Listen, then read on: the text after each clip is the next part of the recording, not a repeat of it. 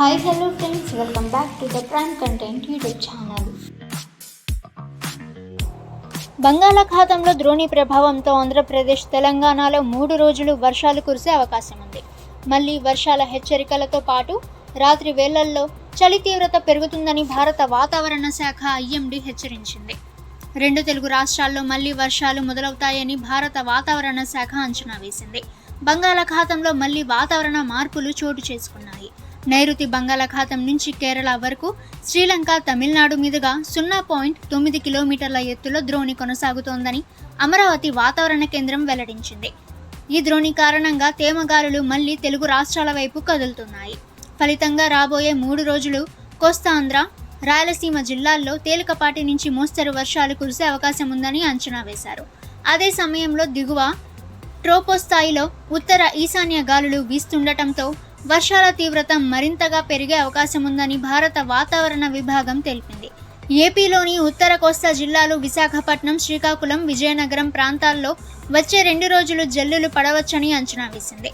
దక్షిణ కోస్తా జిల్లాలైన నెల్లూరు, ప్రకాశం, గుంటూరు ప్రాంతాల్లో మధ్యాహ్నం నుంచి రాత్రి వేళ వరకు తేలికపాటి వర్షాలు కురిసే అవకాశం ఉందని అధికారులు పేర్కొన్నారు. రాయలసీమ జిల్లాల్లో కూడా వర్ష ప్రభావం ఉంటుంది. అనంతపురం, కడప, చిత్తూరు, కర్నూలు ప్రాంతాల్లో జల్లులు పడతాయని తెలిపింది.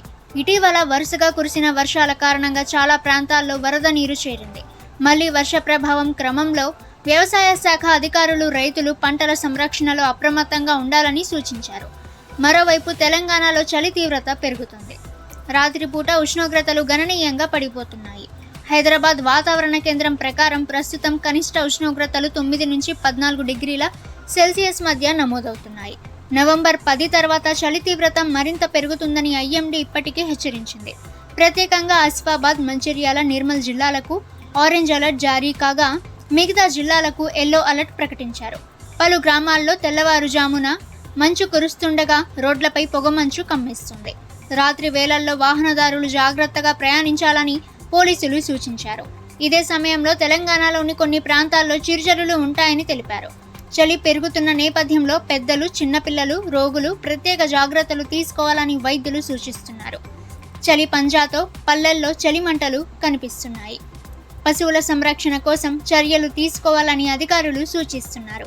వ్యవసాయ శాఖ అధికారులు పంటలపై మంచు ప్రభావం ఉండొచ్చని హెచ్చరిస్తున్నారు. బంగాళాఖాతంలో వరుస తుఫాన్ల మధ్య తాజాగా భూకంపం సంభవించింది. అండమాన్ సముద్రం వద్ద రిక్టర్ స్కేల్పై 5.4 తీవ్రతతో ప్రకంపనలు నమోదయ్యాయి. Germany research centre for geosciences ప్రకారం దీని తీవ్రత 6.7గా నమోదైంది. సముద్ర ఉపరితలం నుంచి 90 కిలోమీటర్ల లోతులో ఈ ప్రకంపనలు సంభవించాయని నేషనల్ సెంటర్ ఫర్ సెస్మాలజీ తెలిపింది. ఓకే ఫ్రెండ్స్, 2 తెలుగు రాష్ట్రాలకి సంబంధించిన లేటెస్ట్ వెదర్ రిపోర్ట్ అయితే ఇది. ఇక ప్రతిరోజు మీరు లేటెస్ట్ వెదర్ రిపోర్ట్ తెలుసుకోవాలి అనుకుంటే ద ప్రైమ్ కంటెంట్ యూట్యూబ్ ఛానల్ని సబ్స్క్రైబ్ చేసుకోండి. వీడియో నచ్చితే వీడియోని లైక్ చేయండి. ఈ సమాచారాన్ని మీ ఫ్రెండ్స్ అండ్ ఫ్యామిలీ అందరికీ కూడా షేర్ చేయండి. ఇక నెక్స్ట్ వీడియోలో కలుసుకుందాము.